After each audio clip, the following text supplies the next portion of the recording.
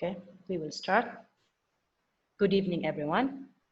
Thank you all for joining us today, and welcome to the 32nd session of Majlis Al Khonji, another interesting session of Majlis Al Khonji, and our topic today is about the Anglo-Omani friendship, the next 50 years.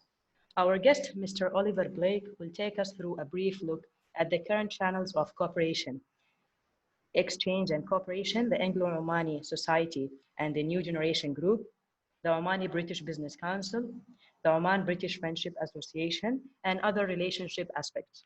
Please allow me to introduce our guest for this session, and I would like to welcome Mr. Ma'an Al-Rawahi, Deputy General Manager of Al-Rawahi Holding Group and a trustee at the Anglo-Omani Society. Welcome, Mr. Ma'an, and over to you to introduce our guest. Thank you very much. Thank you, Riham. I'm delighted to introduce a colleague and a friend, Oliver Blake, who always says, "Ana nus Omani, nus Scotlandi," was born in Salalah and lived there for his first 5 years. He also spent his early ages in the Middle East.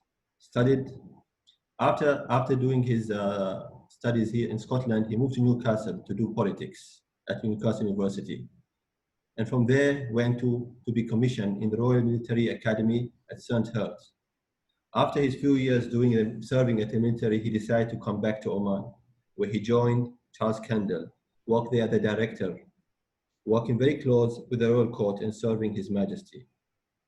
In 2017, Oliver decided to go back to UK and complete his studies, where he did the Masters in Public Policy from Oxford University.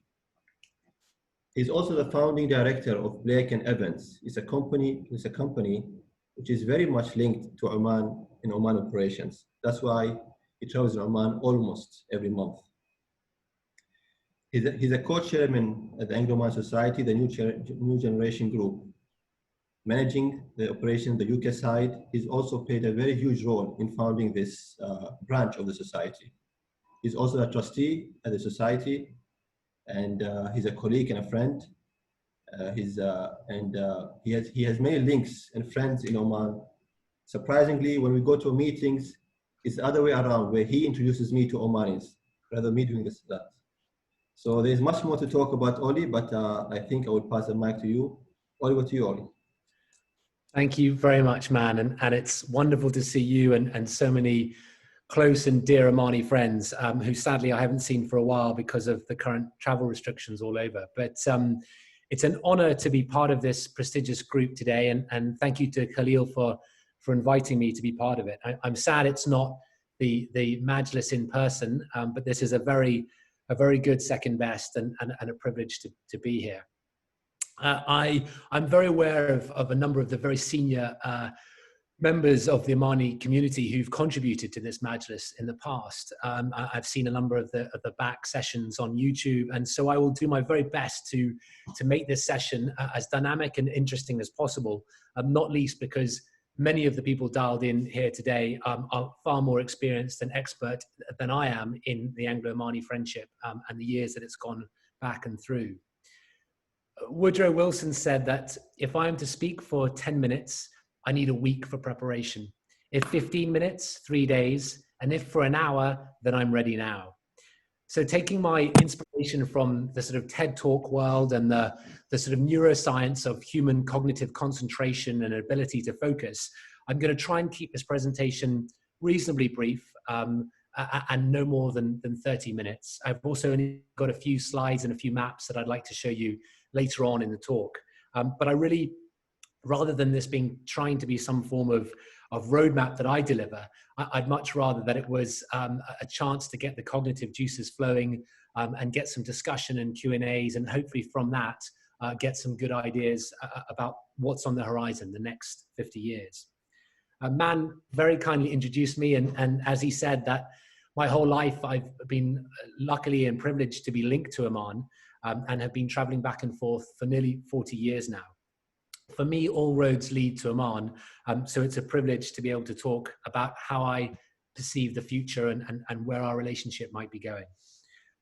I'd like to start just with a little bit of recent history and a quick look at some of the channels that exist now and how we got here in the first place. And then after that, look at the next 50 years. It is a truly unique friendship. And in many countries, people talk about special relationships, but really these relationships exist at the level of the elite only. They exist between presidents and prime ministers.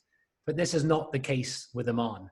Over many years, I have spoken with geologists, with soldiers, archaeologists, diplomats, bankers, botanists, doctors, holidaymakers, all of whom have been touched by Oman's history, its culture, its charm, and all of whom agree that Oman has a unique zest for hospitality and for welcoming people. It's that special relationship that has really blossomed over the last 50 years, although it has existed for many hundred. And I want to start by looking at how that happened, how we got here. I think initially we have to acknowledge that a big chunk of that was done because of our governments, our respective governments, and large organizations, as well of course, because of the overarching guidance of His Majesty Sultan Qaboos and now His Majesty Sultan Haytham. But it was these large organizations, our government departments, our civil services, our royal families, our militaries, because of all the interactions that they were pioneering that went on to build trust and reliability. It was because of that that we developed these unique friendships and relationships. And of course, it's not unusual to see the Prime Minister of Britain or members of our royal family, senior members of our defense community, or indeed senior states, Secretary of States and politicians in Oman, both for business and pleasure, and indeed of very senior Omanis visiting the UK as well. And of course, it's well known that His Majesty Sultan Qaboos, whenever he traveled to the UK, he would have private meetings with the Queen, with Prince Charles, and with the Prime Minister of the day. So these very senior relationships have been long-standing. And what those initial big relationships allowed was a strong degree of certainty and trust for big corporations. And so today we're familiar with the large names of companies like BP and Shell, BAE, HSBC, Ernst & Young, Babcock, and many of the large law firms, all of whom were able to come into Oman securing the knowledge that there would be a safe and secure operating environment for them to conduct their business. And so I think also it's worth noting at this point that there's long been, it's been long documented, a strong love affair, if you like, between British culture and that of the Arab world.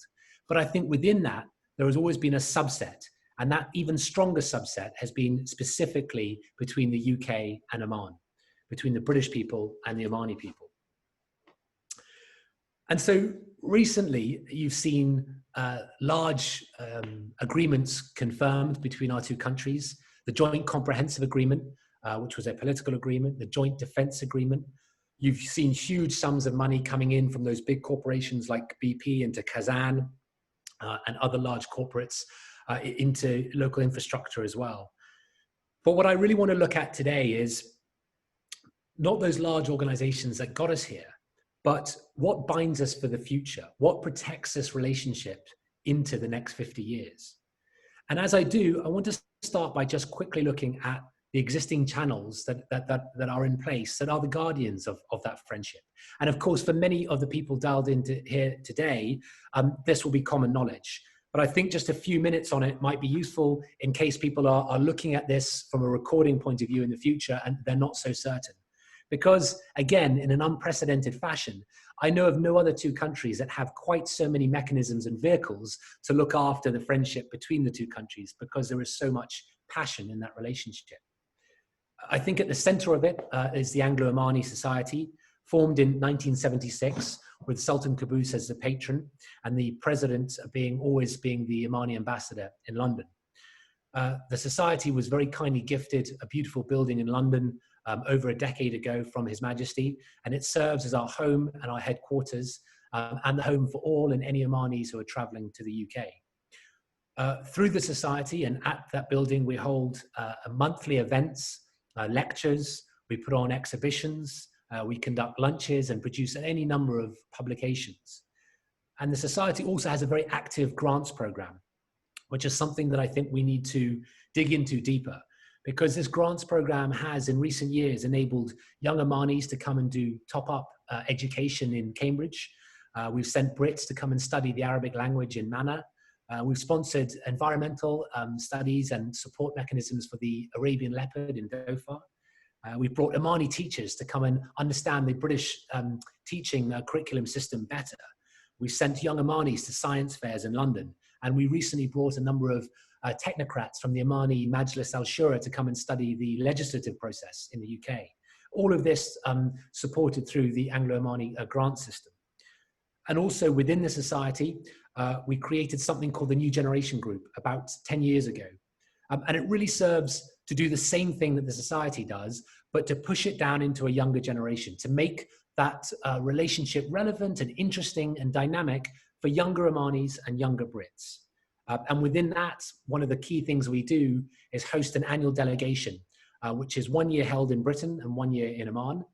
And it really brings high flyers together from across both our public and private sectors, and carves out time in very busy people's diaries to... Well, the question of what might happen if there's a new... Oh, sorry, I think I was just muted there, but I'll come back on.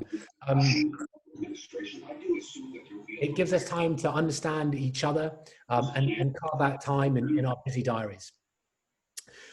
The recent Anglo-Omani New Generation Group delegations have been held in Oxford and Cambridge and, of course, in Muscat. And sadly, this year's won't happen physically, but we're looking at having a virtual delegation. Then, of course, there are the two wings of the same bird, the Oman British Friendship Association and the Omani British Business Council, which seek to spotlight the interesting commercial opportunities and projects that are going on between the UK and Oman. Recently, because of COVID, a lot of the work has been pivoted online, and we're now producing spotlight on articles every week, online discussions, podcasts, e-newsletters, and of course there is the usual OBFA-sponsored annual meeting in London, which again has sadly been postponed, but next year will be focused on technology. So really just to give you a quick snapshot of some of the key institutions that are guardians of this friendship. There are many others. There is the Oman British Lawyers Association. There's the British Business Forum in Muscat. And I think critically, and I will come back to this a bit in a moment, but there is the recently created UK Oman Digital Hub. In a way, the New Generation Group looked to the future for the Anglo-Omani society and paved a new route forward. And I think in the same way, the UK Oman Digital Hub is paving a new route forward for the entire UK Oman friendship, based on a series of digital hooks that is enabling a much refreshed and much needed level of technological cooperation. This weekend, I was walking in the Highlands, sorry, not the Highlands, the Pentlands, the mountains just behind Edinburgh. And throughout the whole journey, I was using my some software, some satellite imagery software on my phone to help me with navigation. Even if the phone reception had completely gone, the software would still have maintained the electronic bearings and the mapping imagery I needed to navigate the various contours and the dips and the rises. And if the battery on my phone failed, I had a USB backup battery. And if that failed, okay, then I had a map and a compass. But the point is, I think no one could deny that our modern worlds are now completely penetrated by digital and by technology. It is simply everywhere. Even if you're in the mountains of Scotland, you are relying on technology to help you navigate, to help you communicate in an emergency. In the last 6 months, we've seen a significant acceleration of various technologies which were planned to take a lot longer to come to fruition. We've watched drones disinfect public spaces. We've watched drones deliver vaccines and blood to rural areas in Africa. We've seen a massive boost in electronic payments because people are no longer happy with cash because of the infection implications. And of course, we've watched communities all around the world shifting to remote working enabled by high-speed home broadband and fiber optics.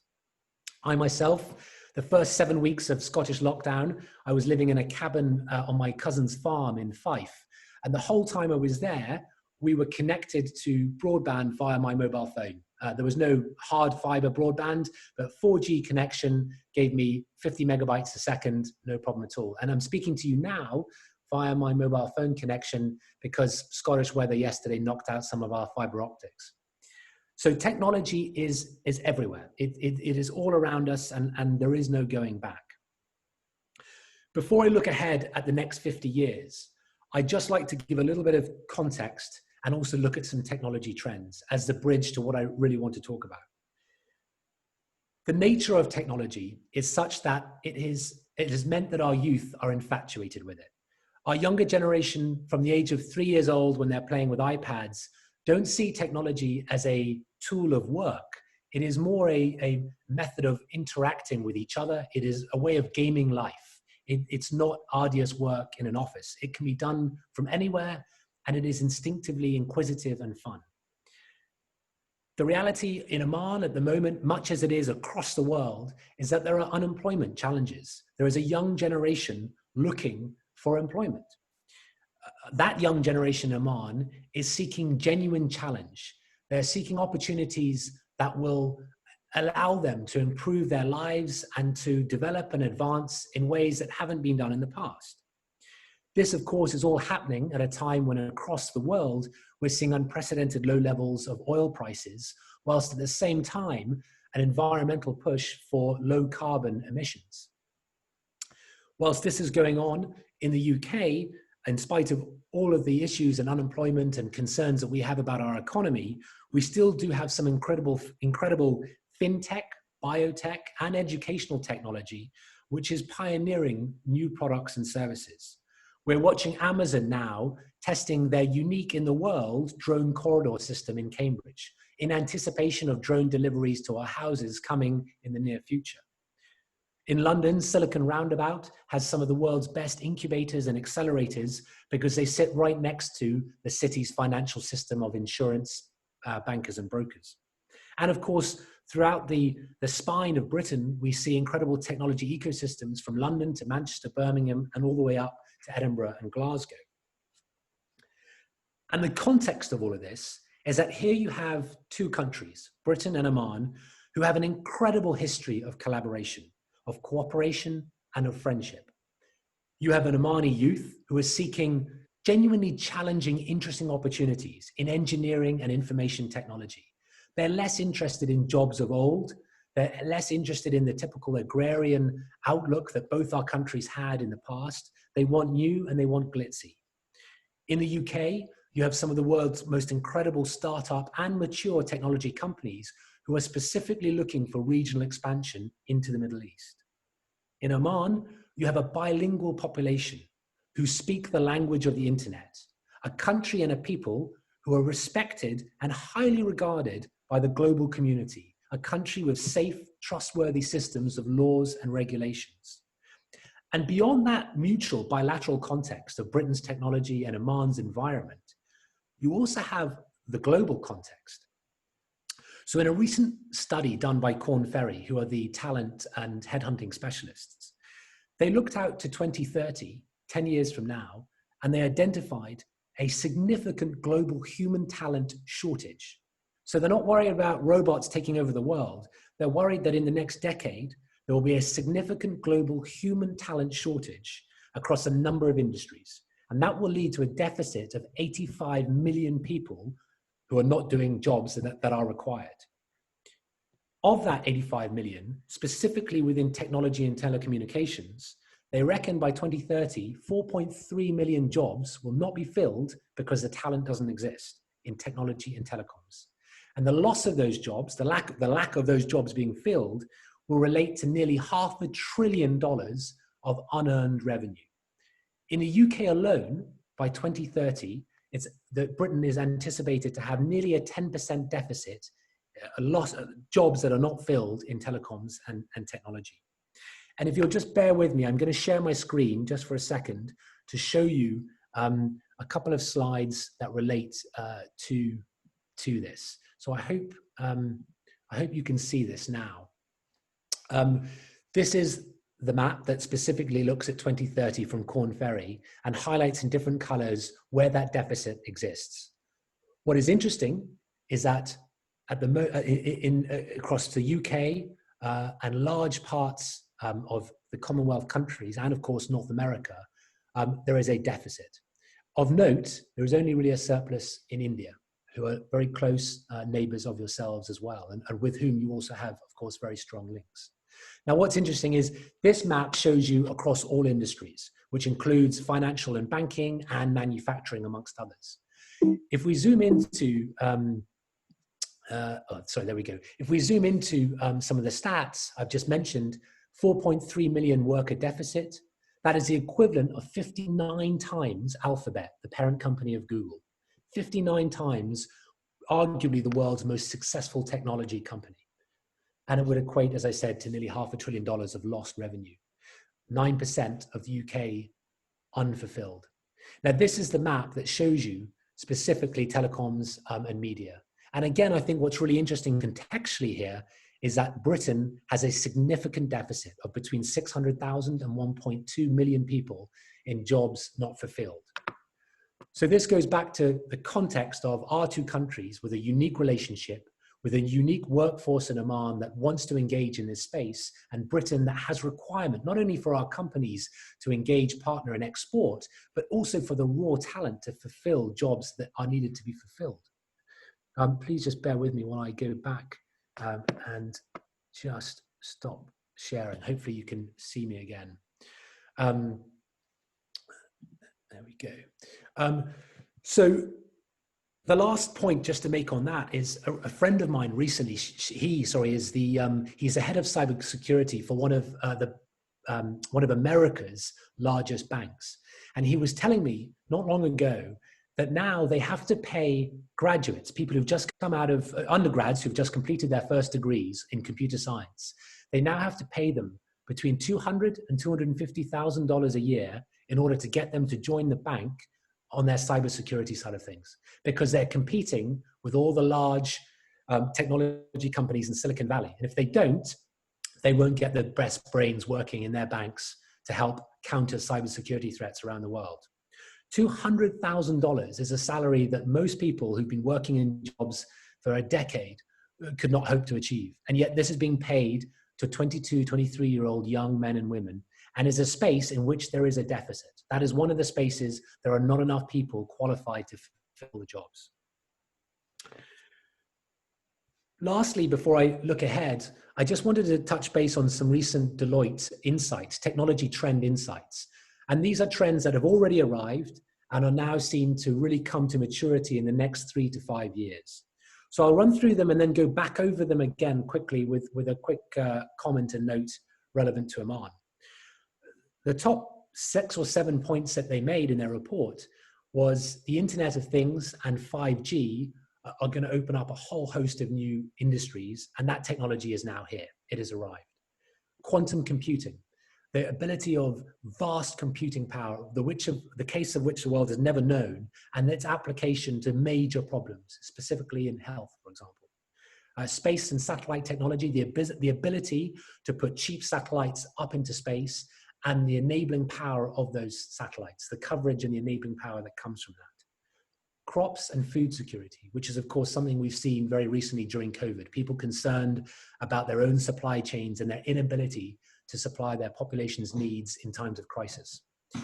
Cybersecurity and resilience, I've just spoken briefly about that. And artificial intelligence, something we hear a lot about, but very few people are actually qualified, not least myself, to really talk about in any real depth. Now for me, if those are the insights that Deloitte think, the biggest brains at Deloitte have come up and said that these are the items, really big ticket things that are not in the pipeline, they're here, they've arrived. I scanned back over them in the context of Oman. And I thought, well, if history is anything to go by, Oman is likely to roll out 5G more effectively with deeper penetration than Britain will. You'll do it quicker and you'll do it better than we will. And Britain has already some of the most sophisticated Internet of Things companies that are either underway or quite mature. And so there is an immediate opportunity for partnership for IoT companies in the UK to develop their platforms and test them in Oman, much the way that many international companies test their products using Oman's PDO oil fields, for example. Could Oman's new 5G infrastructure be a hotbed for testing for UK IoT companies? Quantum computing, the implications for health breakthroughs are massive, not least potential to develop real solutions in cancer. But of course, one of the challenges in the health space is what data goes into the system for the computers to crunch and solve. And one of the challenges in the region are not only that the Middle East has some unique health challenges, but much of the data is not in English. And therefore, there needs to be reliable partners, trustworthy partners who can manage people's most secure data, and that is about their health, if there are trends to be found in between that health data. Space and satellite technology.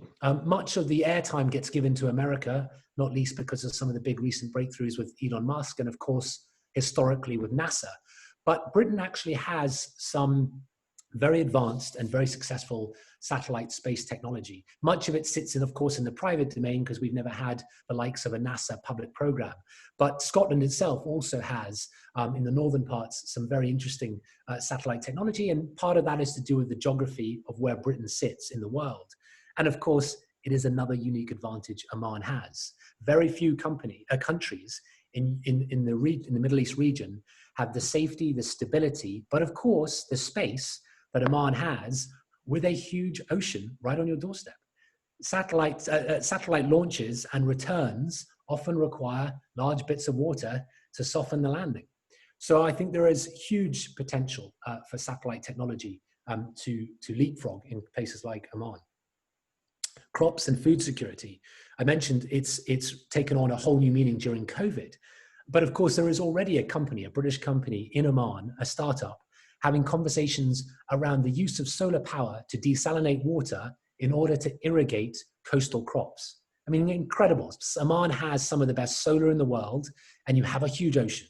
So one could imagine an entire coastline irrigated for free, effectively, with the power of the sun, producing crops locally. And there is already discussions underway between Oman and the UK. And that, I think, is a model for the future, and I'll come back to that. Again, cybersecurity. It's one of the fastest growing areas in technology in the world because we are all under threat. Personally, as companies and as governments, every day we're dealing with thousands, hundreds of thousands sometimes, attacks on our systems. And there simply are not enough people who are qualified to handle that. In Oman, there is, as I mentioned earlier, this incredible young generation who are bilingual, who are techno-savvy, and who could be part of that regional solution for cybersecurity. And lastly, I mentioned artificial intelligence, and I'll link this here again to health.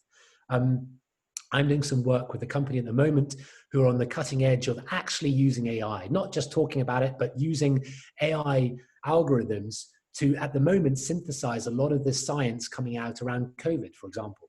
And this is a company that wants to do more in the Middle East because they don't have an Arabic, at the moment, they don't have an Arabic facility for processing that data. And again, these are companies that will only work when there is absolute trust because data is everything. Which leads me to my final point on this small area, which I think stitches all of those areas together. And that is one of the big things that Deloitte identified, which was called ethical technology. We have seen all around the world people using technology for the wrong reasons. We've seen disinformation, we've seen lies, propaganda, we've seen interference in foreign elections, and increasingly there is a real growth in the demand, bottom-up demand, for proof that companies and governments are ethically handling information and technology. I could not think of a better country in the region to pioneer, to trailblaze the importance of ethical technology in the region than Oman itself. Oman is trusted. It is not only trusted regionally, but internationally for your position of neutrality, for the decades of work you've put into brokering peace between countries. And I think the future version of that has to be around technology, that you're a country that people trust to manage and process your data, that you develop trustworthy ethical ecosystems, and that you produce ethical products and services. The same way diamonds in the modern world are only bought if they have an ethical pedigree and background that proves where they've come from. So to recap, on the first major bit, big governments, our governments, big corporations and companies and big personalities paved the way for us and got us to where we are now. We have an incredible Anglo-Omani relationship. It's not just talk, it is backed up by thousands of people. Omani talent is hungry for opportunity. It is young, it exists, it's tech savvy, it's bilingual, and it's hungry. UK capability needs to be bolstered. The UK doesn't have enough tech capability. And the UK is hungry for markets and partnership in the Middle East. Tech is a huge growth area. It is the growth area, and there's going to be a huge talent gap every year growing for the next decade. And Oman has all the building blocks to leapfrog the current level of employment and current level of technology to fill that gap. You have an educated population that speaks the language of the internet, and you're also a country where talent wants to live. There's a reason Silicon Valley grew up in California. It's because people that smart didn't want to live in New York. There are other reasons, but ultimately, talent likes to migrate to where talent wants to live. And Oman is the most sought after place to live in the region. About 7 years ago, I read a book by a guy called Joshua Ramo. I was working for, at the time, a bit longer actually, a decade ago, I was working for one of the top generals in the British Army, and we were sent this book by a guy called General Dempsey, who went on to be the Joint Chief of Staff, I think, Joint Chief of Staff. And the book is called The Age of the Unthinkable. And in the book, Ramo discusses a bygone era when strategists and analysts could look at the future and they could say, with relative certainty, this is where we think the world is going, this is what our enemies are going to be doing, and therefore we need to do this to counter that threat. In the Cold War, the Russians have 1,000 tanks, therefore we need 2,000 tanks. The point that Ramo, well, one of the points he makes in his book, which is the one that I remember, is that we live in a world of such exponential change, of such technological growth, that we cannot predict the future anymore with any degree of certainty. He said the only certainty we can have is that everything we know will change. And therefore, the only strategic tool that you have left is to bake into the very DNA of your company or organization, to bake into your DNA the complete comfort with change, the ability to adapt and be agile and maneuver without feeling that you're under attack or feeling disrupted. And for me, that is the way I look at the future, that we cannot rely on the same mechanisms that led us to where we are now to lead us into the future. They will absolutely be there doing their thing, but there needs to be a new bottom-up cultural shift in order to embrace the technological future. Because by its very nature, technology is not hierarchical. It is spread out and it's disparate. So we need an equally disparate bottom-up approach to adapting to benefit from it. So now to my last sort of chunk. A number of years ago, I was sitting at a dinner party, and many of you on this call were probably at that dinner party. In fact, I know you were. And I was sat next to a very senior Omani businessman, and he said to me, Ollie, the problem we have in Oman is that we speak to our young and we tell them to behave themselves, to respect their elders, to sit up in the mosque, to respect the rule of law, and to generally be law-abiding good citizens. And then he said at 18, we say to them, right, go off-piste, break the rules, be an inventor, be creative, be an entrepreneur. And he said it's just too much often of a creative shift to leave it that late to give them permission to do that. Again, another book I read several years ago called The Social Animal by a guy called David Brooks. The premise of the book is that a child gains most of the intellectual and emotional intelligence it needs in order to succeed in the world in the first 7 years of life. So really preschool, the first 6 or 7 years of a child's life is where it is really armed with all of the major tools that will determine success later on in life. To fill the 2030 gap of those millions of deficit jobs, an 8-year-old Omani now needs to be engaging with technology education. Because a decade from now, he or she is going to be 18, entering some form of marketplace. A decade from now, universities will mean something completely different. They will not mean what we went to when we were 18 or 19. And so this concept of adopting change and a different mindset, I believe, starts at home. It starts with parents, it starts with uncles and aunts, being comfortable with something that they didn't do, which is not easy. But that's really the essence of the look ahead that I have. We were led by large organizations and governments. Now the leadership needs to begin at home. I also don't think schools will be able to move quickly enough to adapt their educational curriculums to manage the 8-year-old of today. They will further down the line. And of course, we should always continue to pressure governments and pressure educational systems to upgrade, but it has to start quicker than that. And the only place that can happen is at home. We cannot wait for curriculum change. I envision in the near future a system of summer schools where young Omanis can study technological top-up courses, be they at home or in kind of collaborative classes, online courses from home all the time, villages or towns pooling their resources to get senior lecturers or speakers or pipe them in via Zoom. And of course, there's opportunities for corporate sponsorship and CSR along the way. But bottom line is, we have to mobilize the youth to fill this gap if we're going to allow them access to what is effectively a global employment opportunity. It's not just about trying to fill jobs in Oman, because as I said, by 2030, 9% of British technology opportunities are not going to be filled. So let's let Omanis fill them, sitting from the comfort of their offices or their homes in Nizwa, Salalah, or Muscat. So education, that's my first big look ahead. My second big look ahead is communication. Every Omani is an ambassador, a diplomat, an advocate for why you should want to partner with Oman. It is a natural, instinctive ability that you have because of the people you are. You are yourselves, and in being yourselves, people want to do business with Oman. But that needs to be ratcheted up in terms of internal and external communication. We can't wait for the British Department of Trade or the Oman Ministry of Foreign Affairs commercial sections to go out there and do all the work and find opportunities for new business or collaboration. That's the old model. The new model is bottom up. Individuals or groups of individuals have to go out there and build UK-Oman networks one project at a time and find synergy one opportunity at a time. And in doing that, create larger echo chambers. Well, echo chambers is the wrong word. Create larger chambers, larger networks that spread the news, the good news about what it is to do business in Oman.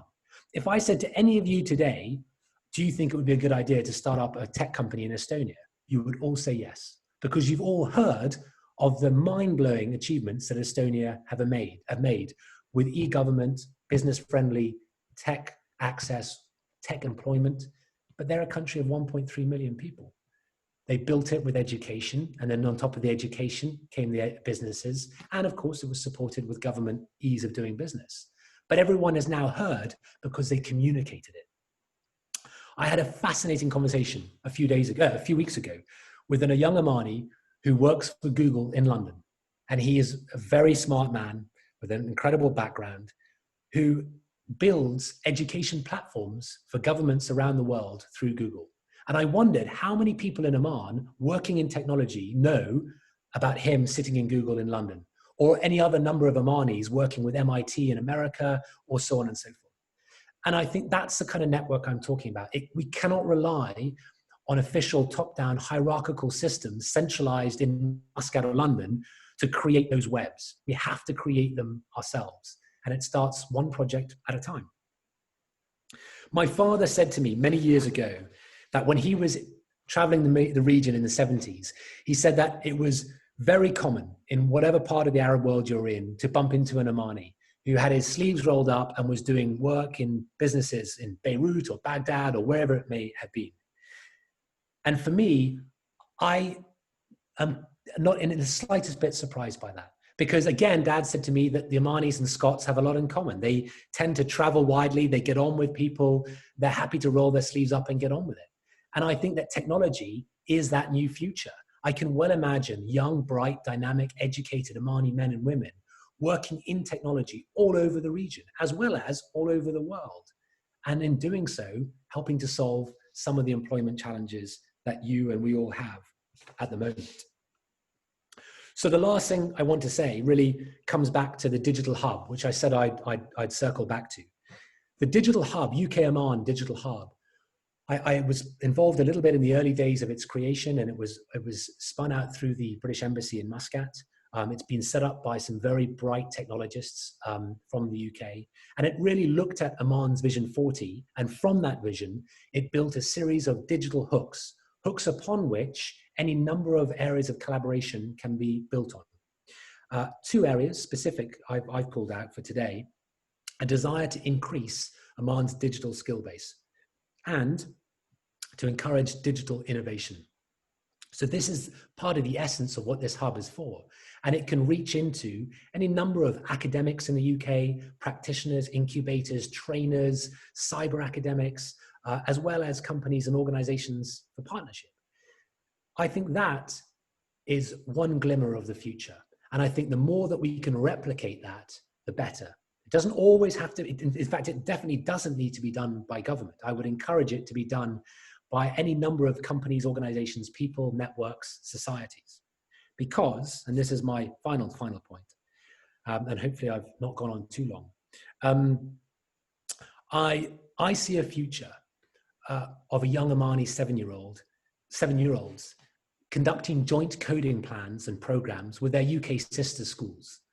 I can see summer courses held in Omani villages and towns where the kids are looking at cybersecurity tools for the future. I can see digital incubators where Omani and British teenagers are working in their summer holidays collectively to create new businesses. I can see summer digital internships where Omanis in Nizwa, Salalah, Muscat, Sur, Ibri are dialing into ventures companies in the UK to do those digital internships. And so many more opportunities. I can see Omani professors coming back to the UK to give lectures to the UK audiences on what actual ethical technology really means, because you are the trailblazers in it. There are so many opportunities, but I think bottom line is we got to where we are now in a very special way because of the very special people and organizations. We have very deep foundations. I think the future is one of technological collaboration. And I think it's all got to start bottom up, person by person, family by family. Thank you very much. I hope that was of some interest, and delighted to take any questions, answers, agreements or disagreements. Thank you. Thank you very much. Thank you. This was really informative. Thank you very much. We will start now with the Q&A session. And we'll start with Mr. Ma'an Al-Rawahi. Please go ahead. Thank you, Iham. Oli, you mentioned about the technology opportunities in Oman in the region and how you feel that the government has to steer its economy to that direction. Looking from the perspective of the technology, the pioneers companies which serve in the Europe or US, what really does Oman needs to do so they can look Oman as a hub, as an opportunity for the region here to come and invest? So I think that there are, like all these things, there's so many layers to it. And I think two things have to happen concurrently. I think, so from what I was just saying a moment ago, I think that from a personal level, where the individual has the power, I think every individual parent or individual Omani has the power to go online and educate themselves in the digital language. And I've heard of some incredible stories recently of Omanis fully qualifying themselves in the cyberspace without any going formally abroad, but they are fully qualified. That then empowers them to sit at home and earn money from companies in London, New York, wherever. So I think that gives you, the individual, the citizen, all the power to get on and do it. In order to answer your question, though, I think alongside that, what the government can do, I think is severalfold, but principally there is the ease of doing business. So I think one of the big things that Estonia managed to do was to pivot 97% of its government offering online. So 97% of anything you would ever need to do with the government, you can do online. And I think that creates its own momentum. When all of your own citizens can do everything online, the next step after that is foreign money coming in can do it all online. And that, of course, is what's happened in Estonia. I can sit here today and set up a bank account in Estonia. I can have an e-citizenship set up for my computer here and a business. I can do it all sitting from here, never having visited a ministry physically at all. So I think government needs to make it very easy for companies to do that. Once they do that, then I think entrepreneurs, tech entrepreneurs will come. But of course, the advantage that Oman has is that point I made about Silicon Valley. Not any country can do that. There are plenty of countries that may have incredibly liberal, user-friendly e-online offerings, but they haven't encouraged lots of people to live there because they're just not countries that people want to live in. Whereas Oman is, as I said, one of the most sought-after countries in the region to live in. The bit that needs to be sprinkled, that added to that, is genuine, really cutting-edge online technical access for money coming in, for entrepreneurs coming in, as well as local citizens.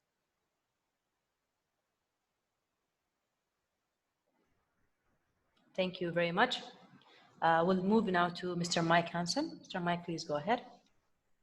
Thank you, Riyam. Thank you, Ollie. That was a great presentation. And thank you, Mr. Khalil, for the opportunity with Majlis Al Khonji.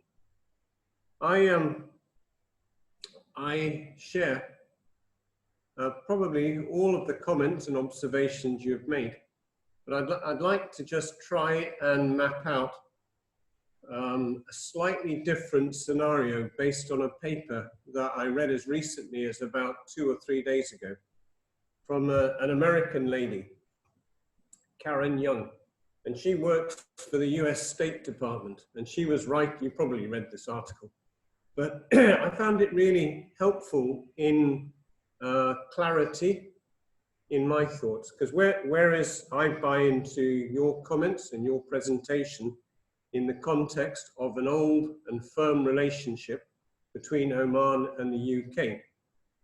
But looking forward, she was suggesting that we might just see a different type of landscape starting to come together of countries and markets. And she was suggesting for sure technology will be there as a common denominator for all.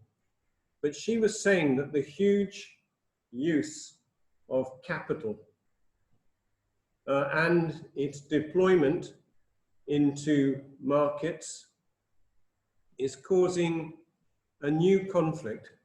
So she was suggesting that we have seen for the last 40, 50 years, US capital coming into this region and helping in its development of infrastructure, oil and gas, and so on and so forth. And in the last 20 years, we've seen Chinese flows, significant Chinese flows into markets. And you only have to use a very little example of Sri Lanka. And probably you could explore and examine Pakistan today and the influence of that capital flow and the influence of the Belt and Road Initiative. So then when you look at the new boys in town, they're from this region. So if you look at the combination of Saudi and the UAE and the deployment of capital, Ethiopia, let's keep it outside the region a little bit. But there are other countries I could name too. What you find from the deployment of these capital investments, significant capital investments, is you actually have some sort of political leverage starting to come, some sort of binding. And the UK leaving potentially the EU in one way or another and becoming a little bit less of a larger bloc than it was with the EU. Taking your example of Estonia, and I know that example, and its major impetus for success, of course, was its openness for its country and how to do business and the ways of doing business. But the real customers came from the EU. And the real flow was their flow of people into their country, of talent, the way they had that, who could then access the huge market of the EU. So Oman has some parallels, for sure. And all the points you make about this great country and our great country, but how we stay together will be, I'm sure, a combination of emotion, and that will continue for some time, but we grow older. So then we have the technology, and I think the points you were making about the connectivity, the relationship, doing business in Oman from UK companies and UK and Omani young talent coming to the UK. I think that's a really good example, and working together. And the guy you talked about in London. So I see a lot of optimism in the way you talk. And in Oman today, we have a leadership shuffle going on that causes optimism. So I think the timing of your talk and the points you've made are extremely pertinent and timely. But I'd be interested in your comments on these capital flows and how disruptive they may be from the points you were making. Because technology on its own, I don't think it's enough. Money still speaks. But if I could hand over to you, please. Yes, I think I know sort of Karen Young's work. I didn't see that specific article, but I've read quite a lot of her stuff, and I mean, there's no doubt that in the history of the last 100 years, significant capital flows have created the conditions for which further interaction, or some of the examples you mentioned, undermining has occurred, and countries like Sri Lanka, Djibouti, Ethiopia, that we've seen challenges in those spaces. I think that, I mean, let's look at the oil and gas sector. So I think, you know, Britain, I think we celebrate the fact that I think last year Britain supplied something like 45% of the FDI coming into Oman. But let's drill down into that. Britain didn't provide the FDI. The British government didn't put that money into Oman. British companies did. And those British companies predominantly are focused, and have been for 40 years, on the oil and gas sector. And so there are opportunities in Oman. Yes, the government-to-government relationship enabled those companies to come in and do that work. But ultimately, the success story has been built on Omani and Brits in companies working together. Now, there is another conversation around very close security and defense cooperation, and that absolutely is government to government.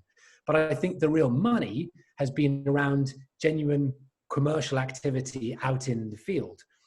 Looking to the future, I think the brilliance of technology is that if you have a solid connected infrastructure, of which Oman absolutely does. I mean, you know, we look at how many of those submarine cables start and end in Oman. We look at the success of Oman's telecoms regionally, its telecoms companies. Oman is a wired up country. I mean, I get better 4G coverage in the desert than I do in sort of 15 minutes outside of Edinburgh. And so I think in terms of infrastructure, Oman has and will continue to have the enabling infrastructure already. It doesn't need much more investment into that space. It can enable its workforce to competitively bid for jobs all over the world. And I think that's perhaps the key point, that in the old days, you needed that money to come in to invest in multi-billion-dollar physical bits of infrastructure so that you could extract a mineral from the ground.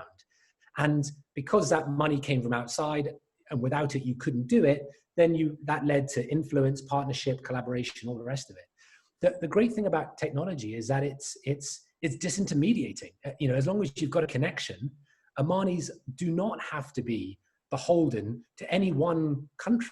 They don't have to say, well, you know, we need to go and get money from here in order to do those technology jobs in America. It's not the case. Now, it's a slightly separate conversation, but I do agree that separate to technology, there is always a risk of allowing too much capital to come from any one source. But that's, I suppose, a slightly bigger macro government to government issue.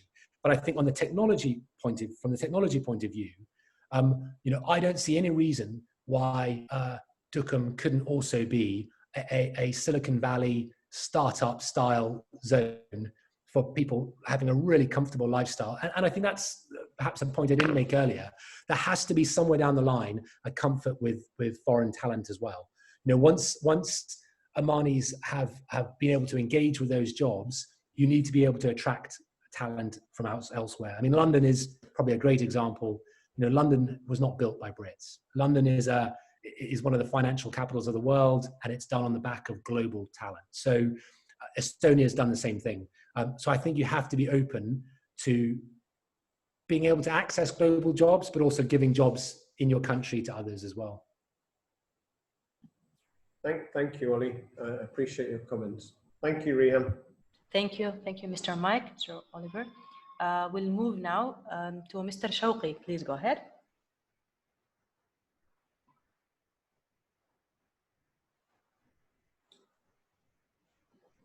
Thank you very much, Ollie, for your excellent presentation. It's good to see you. As I said, good to see you changed a little bit.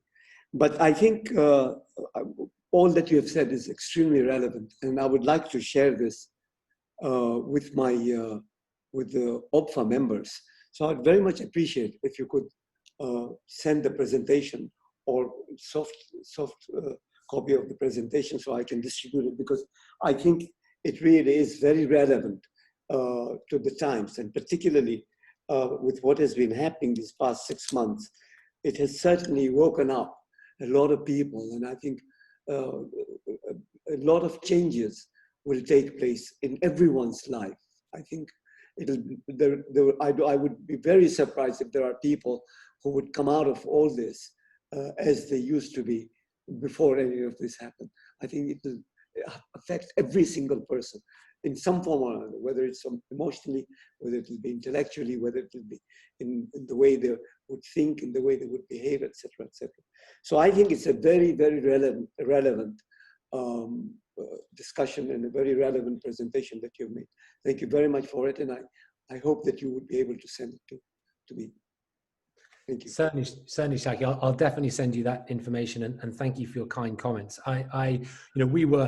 We were also delighted when OBFA, your OBFA team said that they wanted to do the technology conference, and sadly it's been delayed this year. But I think some of the people that we've already got engaged and keen to do it, when we do it next year, I think it's going to be phenomenal. We've got some really incredible technologists in the UK who are excited about getting in a room with a bunch of Omanis who are keen on this space as well. So I think only good things can come from it. Thank you very much. We'll move next to Mr. Nick. Please go ahead.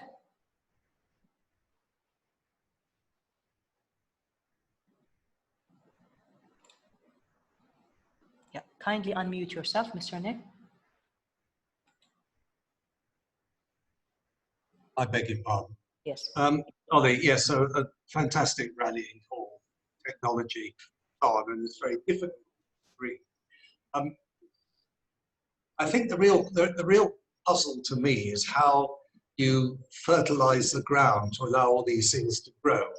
And I would suggest there are a number of factors that are required, and one may not wish to hear what I think they are. One, indeed, is freedom. Freedom to think, freedom to move if you want, freedom to work for where the hell you want to work for, it doesn't matter. And we're seeing in Sharjah the last 6 months, offices are empty and never will be filled again. Nobody could have predicted that in January. So how do you reach that point when in countries, I'm now talking generally, you've got bureaucracies. These bureaucracies are intent on maintaining their situation.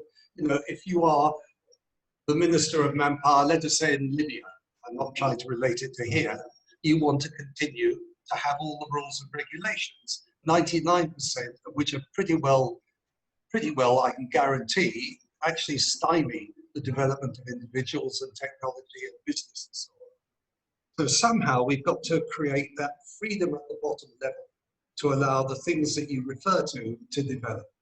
And there is no point saying, well, I think what we need, and you didn't say that, are 34 space scientists or whatever, because whatever you try and refer to will be irrelevant by the time those people mature.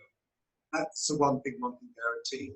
And the other thought or concern that I have is that you're describing the world, if you like, a slightly elitist world. These are the people who are educated, who are knowledgeable, who feel the freedom to be able to do all these things. At the bottom end, and as we have definitely got in the UK, there's 20 or 30% of people who will not form part of that world and who need to be developed in a different way for different things. Nick, thanks. Yes, it's a hard one, and I'm not sure I'll answer it well or perfectly. But the thoughts I would say is that that's why I try to put quite a lot of emphasis throughout this presentation on the individual or families and wider families, because I think that the government has to do stuff. Of course it does. It has to really light a rocket under this. The regulatory space has to be liberalized, and you know, everything I said earlier about Estonia. But let's just picture a country where perhaps that doesn't happen. You know, a country where the government's a bit slow and they're not keen to do that. But I, as an individual, I'm not happy with that. I want to go out after opportunity. In that world, if I could only educate myself, if I could get to an international standard, not a locals, but an international standard that I can prove and authenticate, I can then bid for work all over the place. And there's a wonderful example of this. I can't remember her name, but a friend in Phase Ventures was telling me about someone in his organization who had done exactly that, that whilst this Omani lady was training herself up, she was already using the cyber qualifications she had to take jobs through, I think it was through the Amazon marketplace. I can't remember what it's called, but it's a mechanism for gaining technological work. And she was paying for her studies through work she was doing already. So it's happening. It's already happening. And I think that you can't wait for the big guys to make it happen. You've just got to go out there and do it. And eventually it gets to a stage, potentially, where so many people are succeeding at this that your government wants a piece of the action. And so they then, by definition, have to catch up and enable it. I think your piece about about not the elite, but everyone is so critical. And this is a space where I, for one, want the society to do more in, and the UK Oman Digital Hub has started in this space. You know, the beauty of technology is that if you can only put the electronic book in the hands of the child, he or she then has access. I mean, it is, you know, it's overused, but it's the printing press scenario. So for me, how do we use, for example, the society to be able to access really young, underprivileged kids in the south of Oman or in the interior, or wherever they may be, and give them access to this technology? I mean, I did a massive open online course, a MOOC, about 5 years ago when I was in Oman, from the University of California, Berkeley. And it cost me nothing. And it was one of the best delivered courses, not even online. It was just best delivered courses I've ever taken. You know, we are now at a stage where a young Omani kid can do some serious courses around the world for free. We just need to give them access. We need to give them the power to plug into it. And I think that is not just for us, but I think anyone that's interested in this space, you know, it's an enabling function that we can't rely on the government alone to do.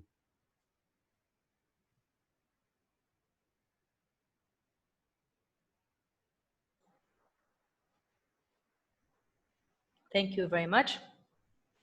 We'll move next to Mr. Maqbool. Yes, Oliver, it was a very exciting presentation, and really it touched our hearts, because we are always talking about Omanization and how to grow up our kids to take good positions into the employment market. And today you excitingly told us that there will be a deficiency of skill. So the condition is that we must train our kids from now towards the technology, and they would be global citizens per se. Of course, I see there is a generation gap which you invariably can't separate.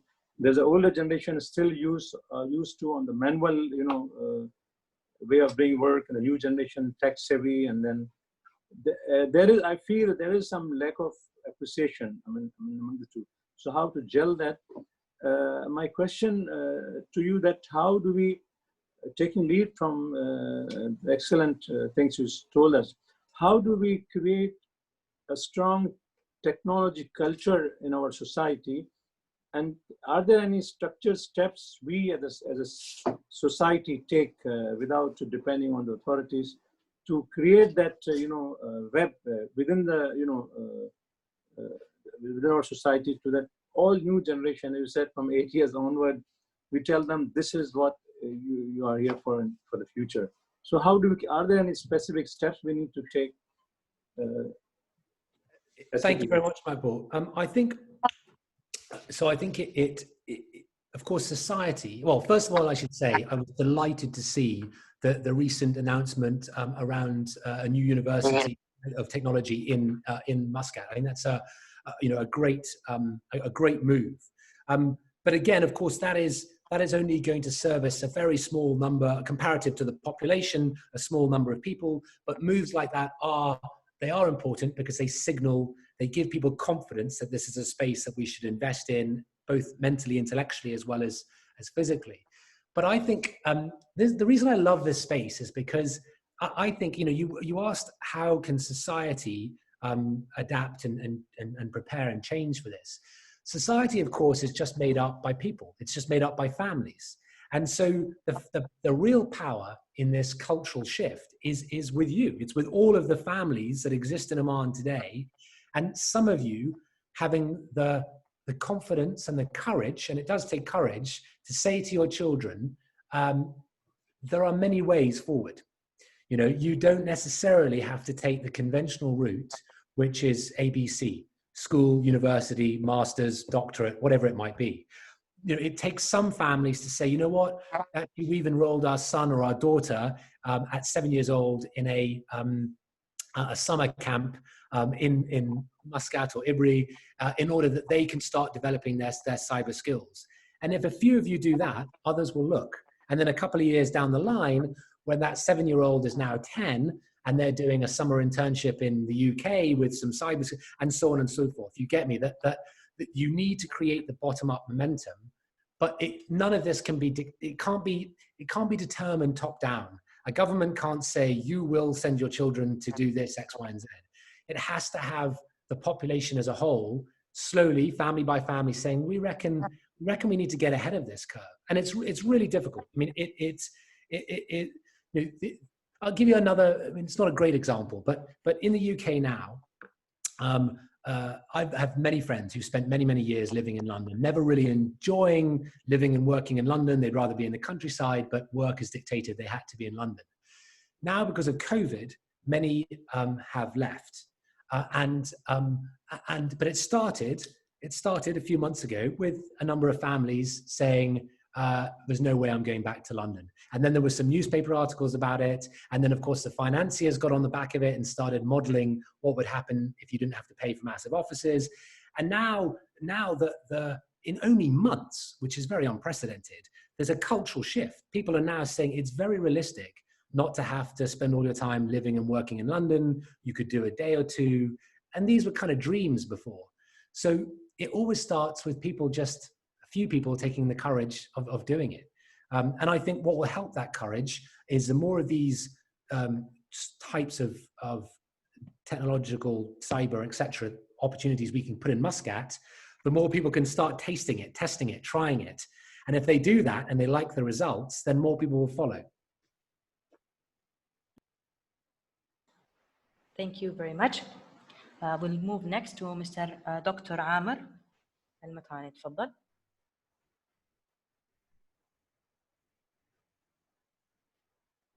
Dr. Amr. Do you hear me? Yes, we can hear you. Thank you. I think we're very touched by the presentation and the content you've shared. How come this could be through the you mentioned about the education, and education is one of the pillars to actually enhance talent. How can we take this in a more sort of formal way, not a formal way in terms of a government top down, but actually at institution level, academia could take this partnership with a similar, not at the university level, but actually at the school level. For example, if a school in a remote location in Oman, which actually want to twin to create some sort of a partnership with another school in UK, or try to get that exchange, because that cultural shift and that cultural enhancement and picking up on this technology shift. How could we do that? Because definitely we are interested into doing that, and definitely where there are organizations who might be supporting such a move into not only STEM, but I would call actually STEAM, which is, I will add the art element into it. So science, technology, engineering, art. Now, how can we build that partnership in a way so we could enhance the schooling level, so build up a culture, create a social innovation into the system where we could actually, because recently when Oman want to shift into online learning and all that, it's stumbled into a lot of challenges because the cultural shift was not there. The technology was there, but people were not culturally ready to create that shift and do online learning, for example, or pick up any other technology related learning. So I would be very much interested to see how can we enhance that. I'm sure there are good systems in the UK. For example, we are adopting like the IGCSE or the Cambridge or other system on the higher level, but I think on the lower end, how can we enhance that process through maybe the Oman, the Anglo Omani society or other means where we could actually enhance this partnership and bring more cultural shift toward technology, not gaming or only that sort of technology or social media, but actually learning and enabling learning through technology. Thank you. Thank you, Dr. Ahmed. Yes, I think that's a key question. And I think there are many ways, but I'm going to answer just quickly with 3 suggestions. So starting from the level that you mentioned, from the kind of the schooling level, I think there's lots of opportunities to partner and twin with UK schools in this space. And I think that traditionally it was a sort of thing where we waited for governments to do that kind of work for us. And that's precisely the point I'm making now. I don't think we need to wait. If there is, let's just take one specific school. If you have a link to a school in Oman and you think that they are really keen to develop this space, then I think the first 2 ports of call are the UK Oman Digital Hub, because they have a great academic network throughout Britain. They've already, the UK Oman Digital Hub has already started delivering coding lessons to young boys and girls in Omani schools outside of Muscat. So they are absolutely one of the first places, I think, to have a conversation with. And there's a great guy in there called Al-Gaith Al-Hathi, who he's also the day-to-day head of the New Generation Group, Anglo-Omani Society in Oman, but he's also working with the Digital Hub. So that's one route. And the Anglo-Omani Society ourselves, we would definitely try and help with that. So if you identified a school and there was an appetite to do it, then between us and the Digital Hub, I'm sure we could start conversations, direct conversations going, so that we can actually genuinely progress things quickly. The other 2 areas that instantly come to my mind are a slightly higher level, at a university level. So one of the companies that we're trying to introduce to Oman at the moment is called Crossword Cybersecurity. They're a very advanced UK cybersecurity company, and their chairman is the former head of British intelligence. And it's a classic example. They want to work all across the Middle East, but they want to base themselves in Oman. They want Oman to be their headquarters and their hub. And they, one of the things that they do, their model, is that they commercialize R&D coming out of British universities around cybersecurity. So there could be an incredible new tool developed by academics at the University of Cambridge, and this company helps them take that from an academic tool and turn it into something commercially deployable in the field by British companies or international companies. And what they want to do is they want to do that in Oman as well. They want to find partnerships with Omani universities, but then link those Omani universities back to British universities as well. So there's a really good example of how you get, academic, university to university, Oman to UK cybersecurity, really relevant and can be done quite quickly. And the last idea that comes to mind is parents. Parents are so powerful. Like we've just watched in the UK, the Scottish government followed by the British government do a complete U-turn on the policy around the marking of A-levels.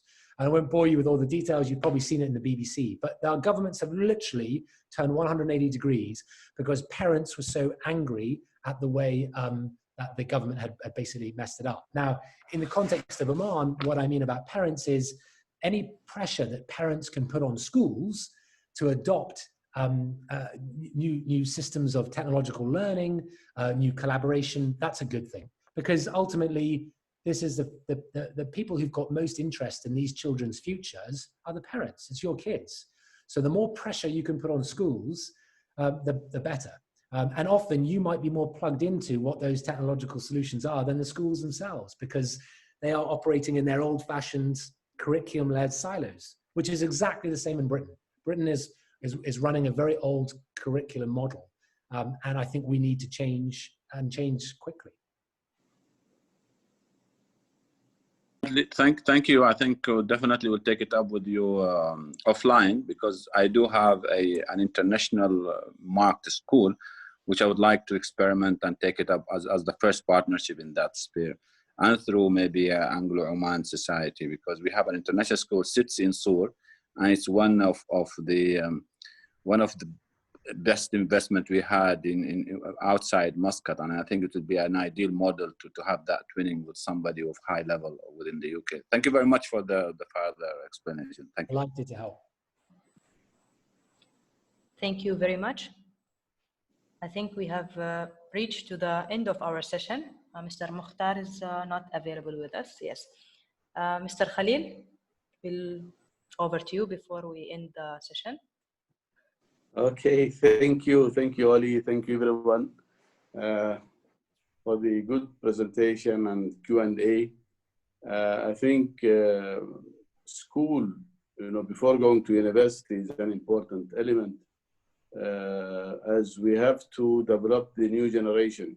So we continue with this relation between Oman and UK. We should also encourage more students to the school level, not, so far we are encouraging only university. I have my children, they went to different schools in UK, all of them. And last Saturday, we had the headmaster of Russell School here on Zoom. It is very safe, to go back to school. So my daughter is going next week. I think we should encourage maybe scholarship, if possible. Mike knows that we are trying to bring a school also from UK to here. We have, of course, partnership with Muscat University, with Cranfield and Aston University. So all these elements are, important to support the continuity of the relationship. Thank you again. Thank you, Ali, for the presentation. An absolute pleasure, Khalil. Thank you for having me, and wonderful to see so many friendly faces. And I really look forward to seeing you all in person properly together before long, inshallah, I hope. Yeah. Thank you. Thank you all. شكرا معا. Bye-bye. مع السلامة. كان سعادتك. Bye-bye. مع السلامة.